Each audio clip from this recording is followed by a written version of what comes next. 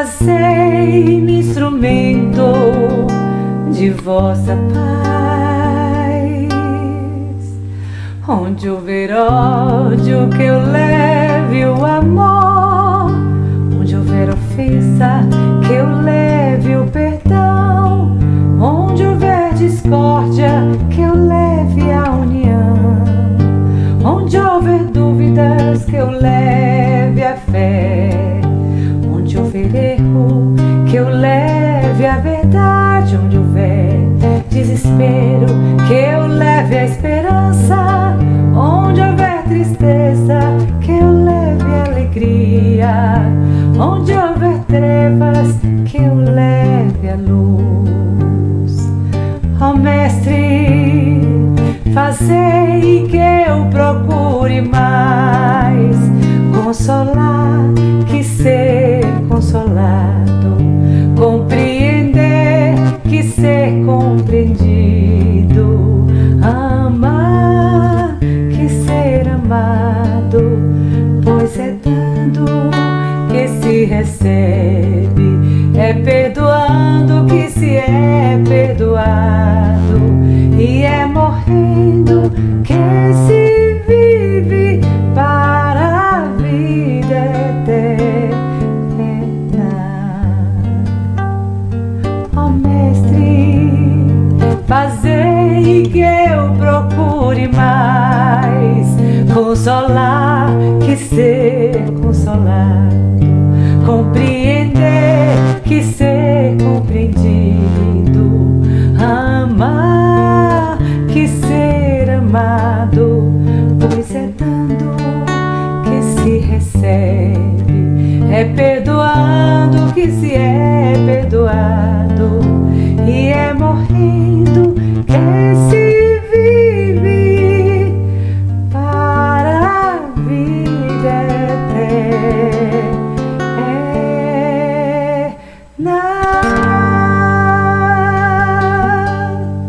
Paz e bem. Irmãos e irmãs de Ideal, sejam todos muito bem-vindos. Que bom que podemos comemorar 37 anos de existência da Casa de Tio Ormindo. Toda casa que se dedica à causa do Mestre Jesus é digna da proteção dos bons espíritos, bem como de nossa dedicação, do nosso trabalho, das nossas vibrações. Vida longa à Casa de Tio Ormindo e, com certeza, deve haver no nosso íntimo um sentimento de gratidão por todos os benefícios que esta casa nos facultou ao longo desses anos, desses bem vividos 37 anos. Desejo vida longa e que outras pessoas e que os espíritos possam se beneficiar deste repouso para as almas que podem se refazer e dar continuidade às suas caminhadas espirituais, moral, emocional e tantas outras que podemos desenvolver e aprimorar. Na noite de hoje vamos conversar, trocar ideias, refletir sobre o sentido da existência. E há mesmo um sentido para a existência? Por que estamos aqui? Por que temos determinado círculo familiar? Por que trabalhamos em determinado lugar? Estabelecemos relações com algumas pessoas? Umas permanecem, outras se vão? Ou somos nós que saímos das existências alheias, às vezes de uma maneira não muito agradável, não muito afetuosa, cortês, caridosa? Podemos sair e deixar feridas, mas também podemos ser aqueles que se colocam na condição dos feridos dessa nossa caminhada espiritual. O que mesmo estamos fazendo aqui? Qual é o sentido do existir? Qual é o sentido da vida? Diante da dor, do sofrimento, da mágoa, das dificuldades, dos desafios permanentes que muitas vezes fazem com que o nosso ânimo fique abatido, com que questionamos o nosso papel e a nossa finalidade no mundo, que faz com que experimentemos uma sensação de profunda melancolia, quando não é a melancolia, a saudade de algo que já vivenciamos e que às vezes nem lembramos, pode ser a tristeza profunda, pela falta de sentido, pela falta de oportunidade, de objetivo. Pode ser a depressão que se instaura com o passar do tempo, porque eu não consigo mais enxergar No que mesmo eu posso empregar o meu tempo, a minha energia, a minha amorosidade? Às vezes posso padecer de mágoa, de ódio, de um amor não correspondido e que por isso todo o colorido da vida se perde. Onde mesmo o sentido da existência? Para começarmos a refletir sobre o sentido da existência, eu lhes convido a pensar primeiro naquilo que somos. A doutrina espírita nos diz que nós somos criaturas divinas, oriundas de um princípio inteligente universal, que sai da divindade, Deus, nosso Pai amoroso e misericordioso, e desse princípio, as individualidades espirituais, que somos todos nós, então percorrem uma longa caminhada até chegar à perfeição. Percorremos todos os reinos, desde o mineral, passando pelo vegetal, onde a gente ainda dormita como princípio inteligente, como o início da caminhada do espírito. Chegamos até o reino animal, onde começamos a despertar, inclusive em sensibilidade, e chegamos ao reino nominal, momento esse em que nos encontramos, onde a razão desponta. E aí começamos a travar uma luta infrene e que às vezes nós perdemos entre instinto e a própria razão, ou até mesmo o conhecimento que nós já temos das questões espirituais. O instinto não é algo ruim ou que vai nos causar um grande mal. Se não tivéssemos o instinto de proteção ou de conservação, não conseguiríamos salvaguardar a nossa vida, não conseguiríamos manter o nosso corpo físico e daqueles que amamos sem se submeter a situações de perigo. A questão é quando os nossos instintos estão, então, todos eles voltados para a satisfação das nossas paixões desenfreadas. Mas o instinto que me permite, então, uma defesa, o instinto que faz com que eu sinta medo e que eu fuja de uma situação de perigo, é claro, algo que nos foi concedido pela divindade, que é algo positivo e que nos impulsiona ao progresso. Se não tivéssemos o instinto de conservação, não melhoraríamos em ciência, não avançaríamos em tecnologia. Foi o instinto de conservação que nos levou até hoje muitos remédios, tranquilizantes, possibilidades de acalmar as dores e as doenças no corpo físico, vacinas, como um caso que nos chama a atenção mais recentemente pelo momento que estamos atravessando no planeta. Então vamos percebendo que não é o fato do instinto estar presente na nossa constituição milenar que nos atrapalha a evolução. Ao contrário, é como lidamos com o instinto que Deus nos concedeu para então seguirmos na nossa jornada e experiência espiritual. Vamos então relembrando e voltando que se somos individualidades espirituais criados por Deus, nós temos por hereditariedade alguns atributos divinos que Jesus bem nos lembrou quando recomendou: sede perfeitos, como perfeito é vosso Pai Celestial.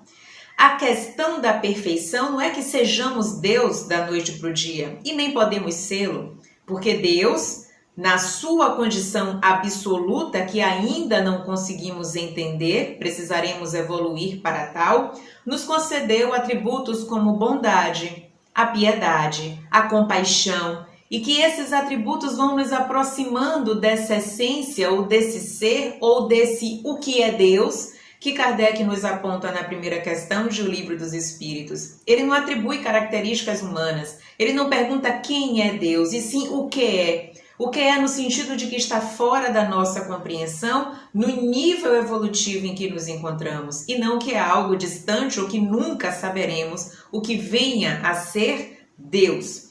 Mas podemos experimentá-lo a partir da natureza que contemplamos, pela calma que experimentamos pela ação da prece, pela aquela sensação perene e muito agradável que experimentamos quando praticamos a caridade, quando fazemos o bem a outras pessoas, ou simplesmente vamos nos desenvolvendo no quesito da espiritualidade, que é o espírito da fraternidade, da colaboração, da partilha e da certeza que vamos obtendo com o passar do tempo de que só posso ser feliz se o outro também o for, já que ele é minha extensão. E como filhos do Deus que somos, sendo o outro meu semelhante ou o meu próximo, eu só posso guardar o meu coração tranquilo se o outro também puder gozar de condições de bem-estar do ponto de vista espiritual e moral. Aquele que ascende vai ser sempre o atrator daquele que ainda se mantém na retaguarda pelo cultivo das paixões, pela invigilância e pelas inquietações que o seu nível evolutivo ainda não permite que ele oferte mais do ponto de vista espiritual. Então precisamos sempre lembrar, mesmo que não sintamos, que somos espíritos imortais. Não somos corpo, não somos matéria exclusivamente. Nós somos espíritos que se manifestam por um corpo espiritual. Esse corpo pode manifestar-se, ou melhor, manifestar a essência em qualquer país, em qualquer continente, a despeito da classe social, da cor da pele, da aparência que tenha. Serão todos espíritos que em algum período se revestem de uma roupagem física para então experimentar as consequências dos atos que foram feitos no passado e que vão provar então que já tem condição de avançar. Que esse é, inclusive, o sentido de prova, planeta de provas e expiações. Eu vou provar que já tenho condição de avançar em relação ao ponto em que eu estou. Então, a prova é uma espécie de exame ou de um teste, como fazíamos na escola, que vai dizer se já temos condição ou não de avançarmos para a série seguinte. Então, eu crio as condições espirituais, as circunstâncias se me apresentam e eu vou então testar as minhas possibilidades de avanço. E espiar é simplesmente olhar mais de perto as consequências daquilo que eu fiz, por ignorância, por invigilância ou por qualquer outra circunstância semelhante. Lembrar que ignorância é no sentido daquele que ignora o caminho do bem e, ao ignorá-lo, persiste no mal. Quando ele vai experimentando uma inquietude interior, onde algumas ações já não são mais interessantes, aquilo que antes era para mim uma grande fonte de prazer, agora me causa um incômodo inicial, um certo desconforto, e com o passar do tempo eu já não mais tolerarei que permaneça repetindo os mesmos atos, as mesmas ações e os mesmos padrões comportamentais. Isso sem achar que eu sou melhor do que o outro. Não, você simplesmente está passando por um processo que é natural e que todos nós atravessaremos de evolução. Quando sintonizamos com outras energias, com outras possibilidades, vamos percebendo que aquela zona de conforto já não nos causa a mesma tranquilidade, o mesmo prazer de outrora. Então eu sou incitado pela lei do progresso a avançar um pouco mais. Então eu vou percebendo que algumas pessoas, situações, lugares que frequentei já não me proporcionam a mesma sensação de alegria, de satisfação, e eu vou então buscando outras possibilidades que vão me trazer essas sensações agradáveis que todos nós gostamos e apreciamos de sentir. Então a gente vai percebendo que as circunstâncias vão se transformando em outras, as pessoas que se aproximam do nosso convívio têm outras características das de antes. Isso não significa que eu esteja melhor do que aquelas, mas que eu estou mudando a minha forma de ver o mundo e a minha consciência espiritual.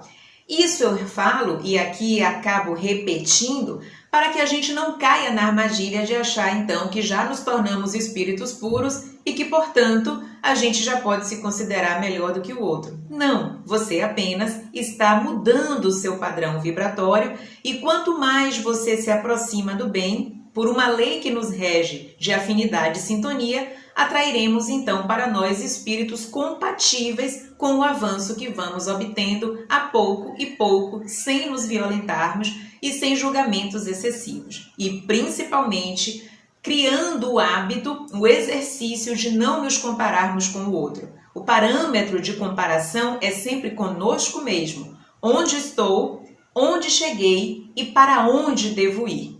Isso tudo traçando metas factíveis e não criando possibilidades que a gente ainda não tem condição de alcançar, criando uma espécie de frustração e sensação de incompetência moral. Eu não consigo fazer tal coisa, eu não consigo ser bom, não sou caridoso o suficiente. Você vai ser caridoso, você vai ser bondoso dentro das suas possibilidades. O problema está em estacionar na queixa e na culpa. Não consigo e, sendo assim, não tentarei. Este é o grande obstáculo que enfrentamos. Não é o fato de sermos ciumentos, possessivos, egoístas, aquilo que nos atrapalha, mas sim um convencimento que faz com que a gente entenda que desse ponto a gente não passa. Aí a frustração se apresenta e a gente vai achar que a vida não tem o menor sentido, até porque aquilo que dou, se ofereço egoísmo, ciúme, posse e tantas outras situações, obviamente o que terei de volta será o igual. Então eu vou achar que essa vida realmente é muito sem graça e desprovida de objetivo, já que eu só posso obter aquilo que, segundo Jesus, só pode ser fruto da minha obra, e a cada um segundo as suas próprias obras e o seu próprio esforço. É nesse sentido que a gente busca uma significação para a existência. O que estamos fazendo aqui é uma busca pela evolução espiritual, é um esforço, mas se cedemos aos apelos de ordem material, consumista, do prazer exacerbado, esse sentido se torna muito distante, porque ele pode até atender aos apelos sensórios, os apelos que são aqueles percebidos pela matéria, pela visão, pelo olfato, pelo paladar, pelo tato, pelas sensações que só a matéria consegue captar. Aquilo que intuitivamente eu posso perceber, aquilo que a oração me traz, a meditação, vão se tornando coisas um tanto quanto desmerecedoras da minha consideração. E que, na verdade, são elas que me ajudam a me reconhecer como essência imortal que sou. Nós temos uma sociedade, e isso na atualidade está bem forte, bem centrada em imagem. O ser é aquilo que ele aparenta e que ele deseja demonstrar para a sociedade. Criamos um hábito de nos mostrarmos continuamente em redes sociais, em darmos satisfação das nossas vidas, de todos os passos que damos, e fazemos o mesmo ao bisbilhotarmos a vida do outro e às vezes desejarmos aquele padrão de vida ou aquele padrão de consumo.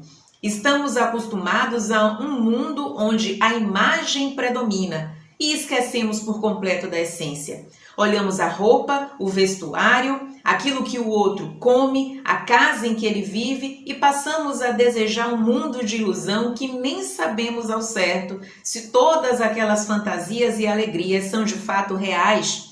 Estamos vivendo em um mundo em que a imagem prevalece em relação à essência. Não estamos fazendo aqui nenhum tipo de defesa ou de execração pública de quem assim vive, não. A questão está em quando nós exacerbamos determinadas situações ou desejos ocultos e esquecemos da essência. Se nos associamos exclusivamente à imagem, aquilo que é imortal, aquilo que é perene, permanente, vai perdendo a força e inclusive eu chego ao ponto de achar que nem existe. Então, imortalidade, sermos seres imortais, é o que precisa estar na ordem do dia, conduzindo as nossas vidas, as nossas existências, dando sentido ao que estamos fazendo aqui. Porque se estamos restringindo as nossas vidas simplesmente a uma satisfação de necessidades materiais e do consumo, vamos estar perdidos permanentemente. Enquanto o nosso desejo for de posse, enquanto enxergarmos o outro pelo egoísmo de que todos somos possuidores, como objetos para a satisfação dos nossos desejos, esquecidos de que o outro é também um ser e que precisa ser acarinhado, cuidado, benquisto, não vamos avançar muito e vamos achar que o mundo é um mar de sofrimento e de misérias e que dentro dele a única coisa que me resta é o prazer desenfreado, em que eu tenho que trazer à tona o carpe diem, viver a qualquer custo, a cada dia como se não tivesse amanhã. Mas é aí, meus caros, que a gente então acaba percebendo no momento do desencarne o momento em que nós nos perdemos. É justamente quando nos desencontramos de nós mesmos na condição de essência, porque ao desencarnarmos, surpresa, nós continuamos vivos. Sempre estivemos, só que nos valendo de um corpo físico, de um corpo de carne. E depois que a gente leva a encarnação inteira ou encarnações sucessivas na ilusão da imagem, do consumo, do prazer exacerbado, porque eu entendi que a matéria é a única possibilidade e que quando ela finda a sua questão vital, eu já não mais existo, eu vou fatalmente padecer do grande mal após o desencarne, que é a sensação do tempo perdido, do deveria ter feito, do deveria ter observado melhor as oportunidades, deveria ter escutado mais, refletido, agido de tal forma ou de outra forma. Tudo bem, vamos poder recomeçar em outras encarnações, mas a gente já deixou de lado uma grande oportunidade. E a gente sabe que as encarnações não acontecem tão rapidamente, são oportunidades que nós deixamos. E aqueles nossos afetos podem inclusive avançar e nós ainda ficarmos um pouco atrás, experimentar sensações de solidão, porque claro, eles irão avançar, continuarão a nos ajudar, mas não teremos pela própria sintonia uma espécie de proximidade que é tão necessária entre aqueles que amam. Então, o sentido da existência desvanece, desaparece ou perde a sua importância quando estamos demasiado centrados nos prazeres e nessa satisfação de imagem. Eu li certa feita, tem pouco tempo, um livro de Zygmunt Bauman, em que ele fala que o ser da atualidade é aquele que é incapaz de parar. Ou melhor, ele até para, mas ele não consegue ficar parado. Então a gente perdeu a capacidade de ser a nossa melhor companhia. Eu não consigo parar porque eu não suporto os conteúdos íntimos que vão despontando. Então eu preciso sempre estar conectado, eu preciso sempre estar olhando a vida do outro, porque olhar a minha, fazer um mergulho interior me causa uma grande inquietação, porque eu não tenho resposta para as minhas perguntas internas. Mas todas essas respostas podem ser obtidas pelo autoconhecimento. A partir do momento que eu lanço luz sobre os conteúdos internos que me inquietam, não adianta a gente fugir ao esforço pessoal da autoobservação e da labuta moral que precisamos estabelecer para crescer.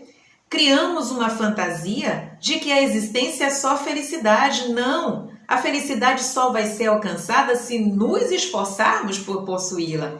Possuí-la no sentido de aquisição, de conquista, e não algo que eu posso tomar a qualquer custo, como algo que o outro tem e que eu vá lá e roube, que eu acabe não fazendo o esforço necessário e me aproprie daquilo que o outro fez, da sua imagem, da sua fama, da sua produção intelectual, da sua família, da sua capacidade energética, da sua doação. Não! As conquistas são todas individuais e esse esforço a gente precisa fazer.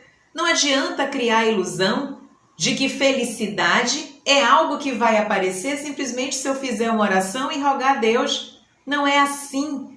Eu preciso me esforçar, eu preciso olhar internamente, vai doer em alguns momentos, mas também pode ser alegria quando eu descubro habilidades e qualidades que inclusive estavam ali adormecidas e que a minha preguiça moral não as deixou então seguir o seu curso.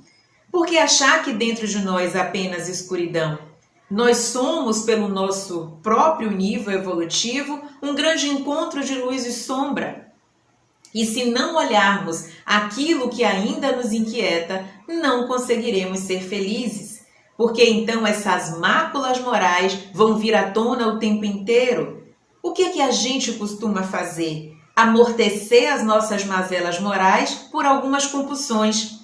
Quando a tristeza, que é um grande sinal de que erramos a rota ou que nos equivocamos na escolha do caminho, é logo reprimida. A gente escolhe uma festa, a gente escolhe algum tipo de distração que não nos permita, como é natural, olhar o que esse sentimento de tristeza quer me dizer. Tristeza, segundo Joana de Ângeles, é um convite gentil da vida para que revisitemos o nosso interior. Só sente tristeza aquele que saiu da linha reta que nos levaria à divindade.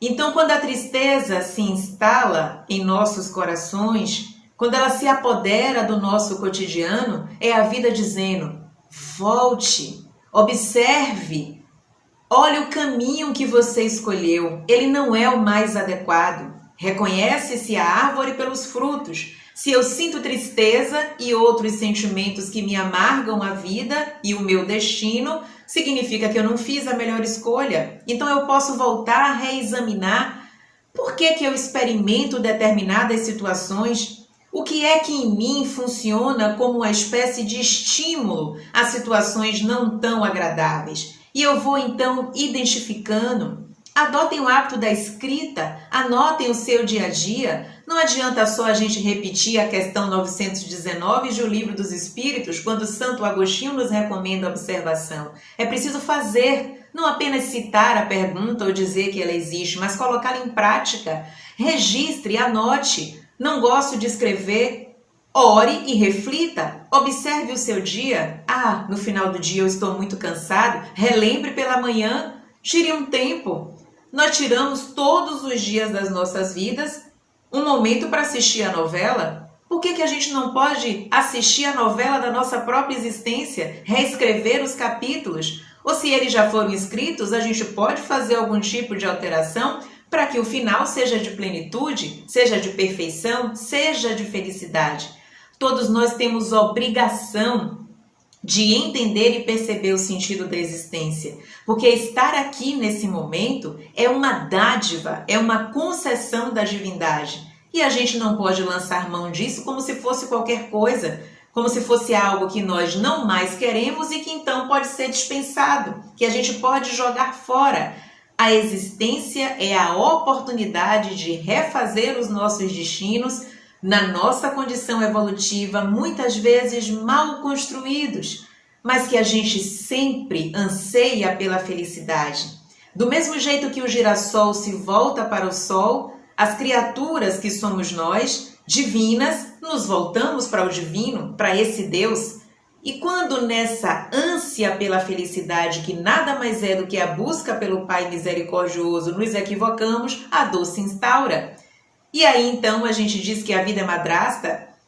A gente diz então que Deus nos virou as costas ou que simplesmente não ouve aos nossos apelos? Isso em verdade é uma manifestação do nosso orgulho. É aquela ideia que, como sou centro do universo e tudo aquilo que quero não é então correspondido, significa que algo está errado e então eu vou virar as costas para essas leis divinas ou para uma lei natural. Nos revoltamos então pela ignorância da nossa própria situação escolhida e buscada pelo nosso livre-arbítrio a partir das ações, então, que escolhemos. Os nossos pensamentos, os nossos atos e as nossas obras, como já nos disse Jesus, são as escolhas que fizemos e que determinam o hoje que experimentamos. Olhar a pandemia como castigo divino é um equívoco de quem não se reconhece como responsável pela construção da sua própria caminhada. O jeito com que nós lidamos e tratamos o meio ambiente como se dele estivéssemos dissociados pela ânsia do consumo, da produção, da exploração, do desrespeito por completo à natureza, nos levou a um estado de exaustão.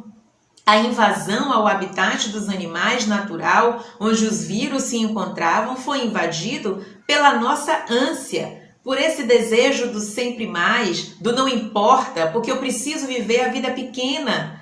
Quem vê assim, numa perspectiva material restrita, não se vê como espírito imortal e mais além, e estamos então sofrendo as consequências. Não é porque Deus é injusto, não é porque Deus é um tirano, é um ser que fica acima de tudo com imenso sarcasmo olhar os seus filhos se debaterem em sofrimento. Não, Deus é justo, misericordioso e soberanamente bom.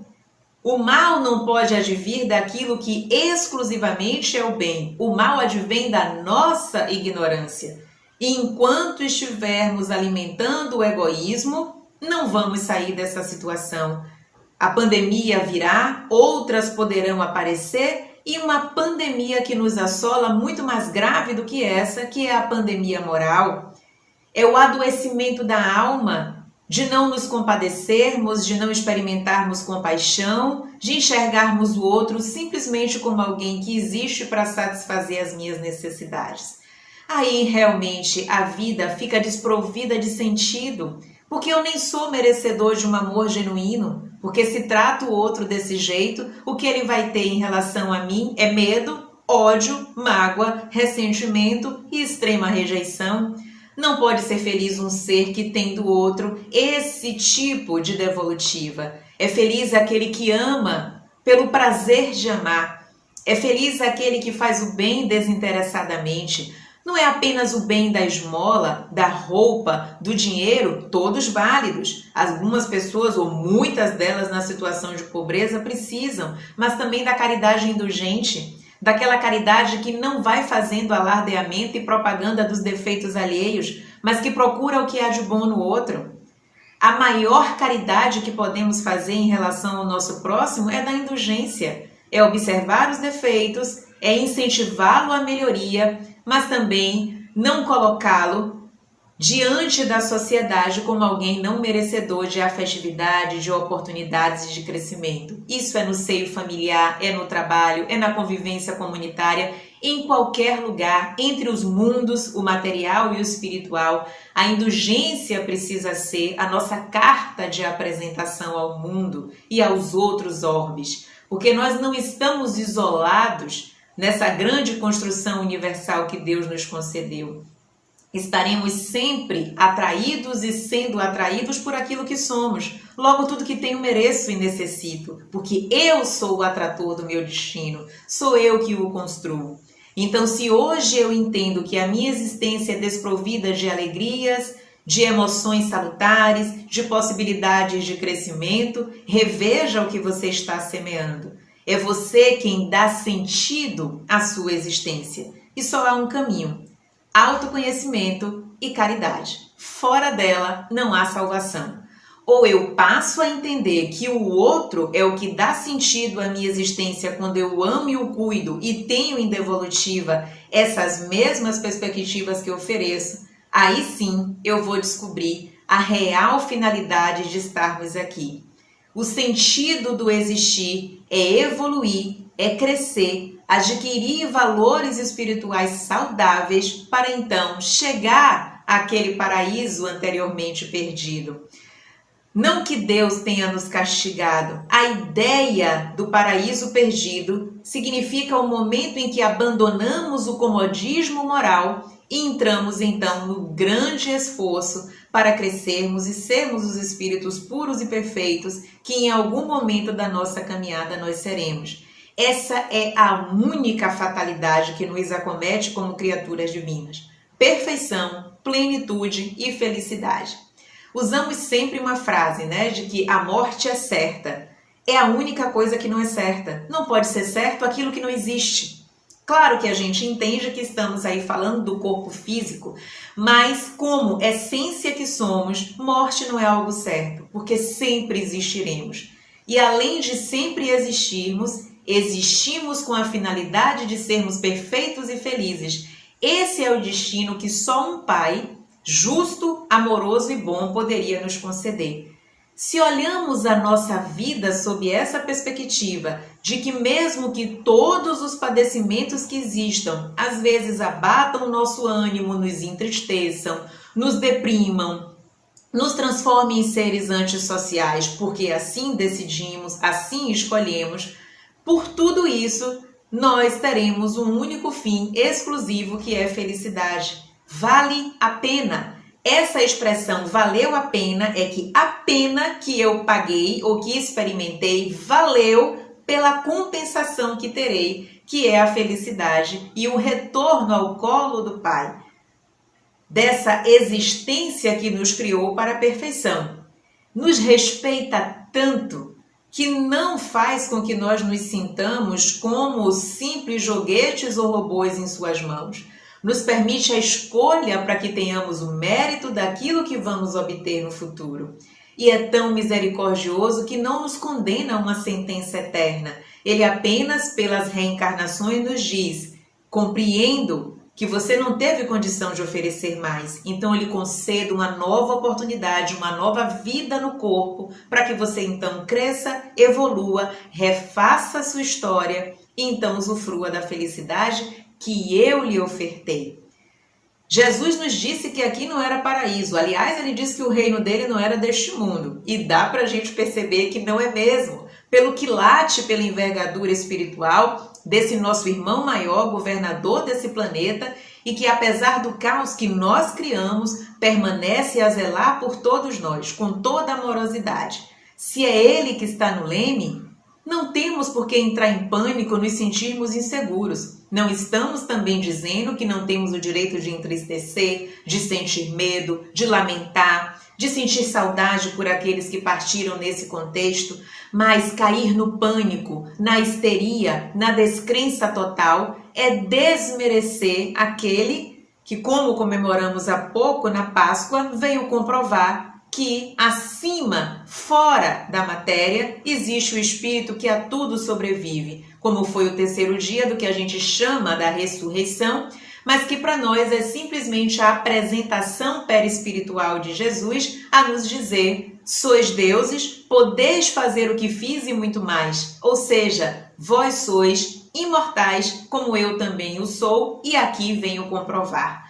E essa questão perispiritual ficou muito bem comprovada pelos relatos que encontramos no Novo Testamento de mais de um apóstolo, falando do período de 40 a 60 dias que Jesus, pós-ressurreição, esteve, o que a gente entende como manifestação do seu perispírito, acompanhando os discípulos e preparando a todos eles para os momentos, então, de levar a sua palavra e os seus exemplos para o mundo, que ainda hoje nos sacodem, trazem dentro de nós a busca por esse ser divino. Autoconhecimento, como Jung nos coloca, é a busca desse Cristo que há em cada um, como Jesus disse: sois deuses, busquemos esse Cristo, ele só precisa que a gente alimente. Se estivermos ainda iludidos pela aparência, pela incapacidade de sermos a nossa melhor companhia, vamos sofrer e vamos continuar achando que a beleza da existência não tem nenhum sentido, que não justifica eu estar aqui. Para que então que eu vou pensar no futuro? Por que não agora gozar de todos os prazeres que a vida me oferta? Isso é muito pouco. Isso é restrito ao campo sensório e material. Somos todos muito mais, essências divinas, que por uma colaboração inerente àqueles que já avançaram, os espíritos mais elevados, que vêm nos alertar, vêm nos cuidar e dizer: acorde que você não é só isso. Acorde que você é essência divina e o mundo está clamando pela sua atitude dessa forma. E é assim que precisaremos nos comportar, buscando reforma íntima, buscando a nossa educação do caráter, como Kardec, o nosso codificador, nos propôs. Mas será que isso é muito difícil? Será que eu consigo? Você vai ter que tentar. Você vai ter que se esforçar. Enquanto estamos olhando para o difícil e para o campo do impossível, todos os outros campos nos dominam e a gente se envolve por uma redoma de impossibilidade. Mas se tentamos, mesmo com muito esforço, com sacrifício, até mesmo não gostando, a gente começa a mudar a nossa psicosfera, a nossa emoção, o nosso pensamento, o nosso sentir. E os espíritos benevolentes se aproximam e vão estabelecendo conosco um casamento fluídico. E outras belezas que eram invisíveis aos nossos olhos vão então se apresentando. E a vida vai ganhando em beleza, em colorido, em sentido. E quando vejo, reconheço que como essência espiritual, como alma imortal, o meu caminhar precisa ser diferente. Mas, se não fizermos esse esforço da busca interior, que pode ser simples por uma leitura edificante, participação em grupos de estudo, meditação, oração, grupos de autoconhecimento, uma terapia, uma psicoterapia, uma ajuda profissional, por que não? Busque aquilo que para você faz bem, não é o que o outro recomendou. Você é uma individualidade. Não é porque o outro medita uma hora que você também vai conseguir. Não se obrigue, busque o seu caminho e a sua direcionalidade. Mais uma vez eu digo, não é o que o outro faz, é o que você pode fazer. É o que cada um é capaz no momento. Não tenha pressa de ser o que o outro é. Você vai ser perfeito mesmo que não queira. Mesmo que lute e relute, você vai ser feliz e perfeito. Então se ocupe daquilo que você pode ofertar para o mundo e para a existência. Lembremos, e aí eu vou fazer uma última ressalva, que a gente fala muito do ego. Ah, fulano está com o ego inflado ou o ego muito crescido. Olhemos um pouco para essa palavra. Ego, como Joana de Ângeles nos explica, e aqui eu não vou fazer nenhuma alusão a uma perspectiva psicológica, mas sim o que ela traz, que ego é essa personalidade que hoje nós apresentamos, que é o acúmulo das encarnações anteriores e que resulta nessa personalidade que somos hoje. Este ego, que somos nós, pode fazer escolhas. Escolhas que sejam interessantes do ponto de vista espiritual, que nos ajudam a avançar, mas podem ser também escolhas que não nos permitam avançar e que causem sofrimento. É aí que o egoísmo se instala. Porque quando o ego escolhe o caminho tortuoso, ismo é um sufixo para qualquer tipo de movimentação. Então o ismo, o movimento do ego, quando adoece, e quando ele adoece é quando ele é mesquinho, interesseiro, quando ele não enxerga o outro como um ser que também tem valia e só ele é o centro do universo, aí é um ego que adoeceu. Então, ego é algo positivo se nós fizermos as escolhas certas, mas se optarmos pelo egoísmo, aí teremos um ego adoecido. E o ego que adoece é aquele que tem um amor excessivo por si mesmo, esquecido que depende dos outros. Então ele se torna intolerante, ele se torna alguém de difícil convívio, alguém que os outros têm dificuldade de ofertar amorosidade porque ele está tão cheio de si que não percebe que é dependente dos outros, que se atreve inclusive a desafiar a divindade, porque quando as injunções da vida não o permitem dar vazão àquilo que ele deseja, ele se revolta contra o mundo e contra Deus. Este espírito adoecido não reconhece nem o seu próprio Criador, ele não reconhece a si mesmo como essência, então vai ter dificuldade. Enquanto a gente se revolta, odeia esse ego que adoeceu, a postura deve ser a da compaixão. Ali está um ser imortal adoecido que se equivocou na sua rota, mas em algum momento vai ser justamente aquilo que o incomoda o grande impulsionador do seu progresso. E isso não é só para o egoísta, é para qualquer um.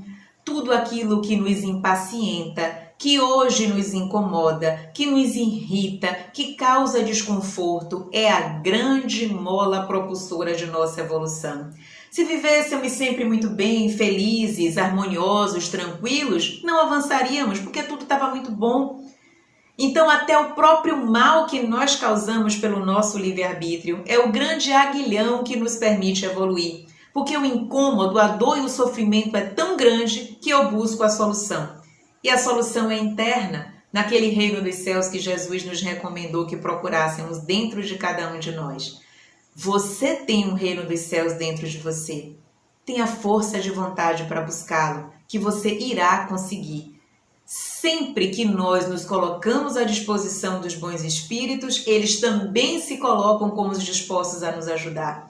Paremos de alimentar o mal, paremos de alimentar o comodismo e a inação e vamos buscar o movimento, o bem-estar, os valores espirituais que possam nos ajudar a evoluir. Eles estão aí, é uma questão de escolha e você só vai poder ver se direcionar os olhos para o bem.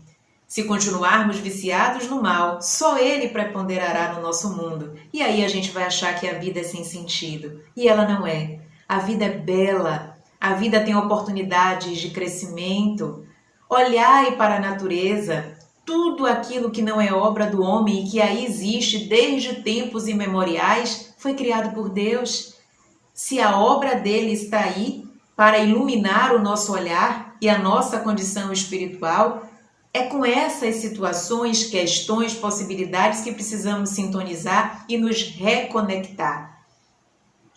Esse é o esforço que cada um de nós precisará fazer, buscar o próprio sentido da existência, nos reconhecermos como espíritos imortais, sabermos que fomos criados para uma única fatalidade que nos aguarda: perfeição.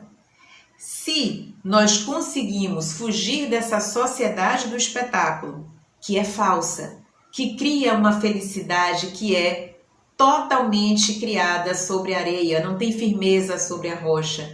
Se a gente então conseguir entender que esse solo que a gente hoje coloca como base para tudo que a gente precisa, ele é formado de nada, ele é vazio, ele não tem amorosidade e nem os tesouros do céu que Jesus nos colocou. Então, uma solução que é trazida é o enfraquecimento do egoísmo. E só enfraquece o egoísmo aquele que olha para o outro. Olhe para o lado. Às vezes você não precisa nem sair de casa para reconhecer a sua essência irmã.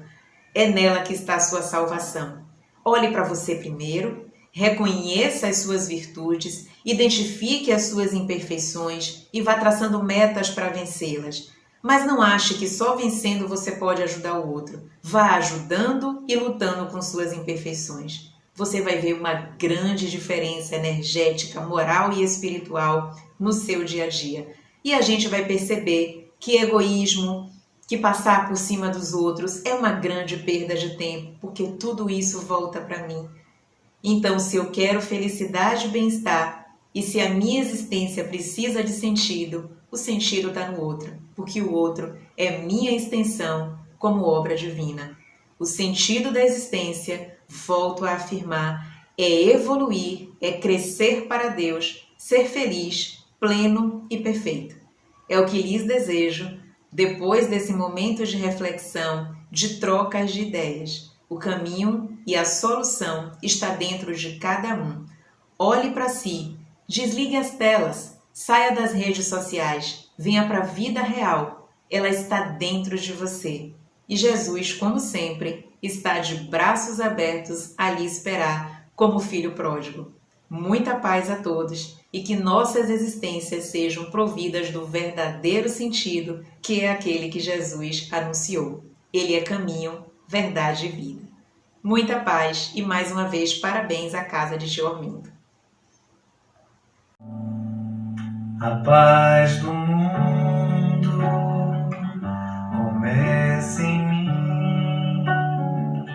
Se eu tenho amor, com certeza eu sou feliz. Se eu faço bem ao meu irmão, tenho a grandeza dentro do meu coração. Chegou a hora da gente construir a paz. Ninguém suporta mais o desamor. Paz pela paz, pelas crianças, paz pela paz, pelas florestas, paz pela paz, pela coragem de mudar, paz pela paz, pela justiça, paz pela paz, a liberdade, paz pela paz, pela beleza de te amar. Paz do mundo começa em mim. Se eu tenho amor, com certeza eu sou feliz. Se eu faço bem ao meu irmão, tenho a grandeza dentro do meu coração. Chegou a hora da gente construir a paz. Ninguém suporta mais o desamor. Paz pela paz, pelas crianças, paz pela paz,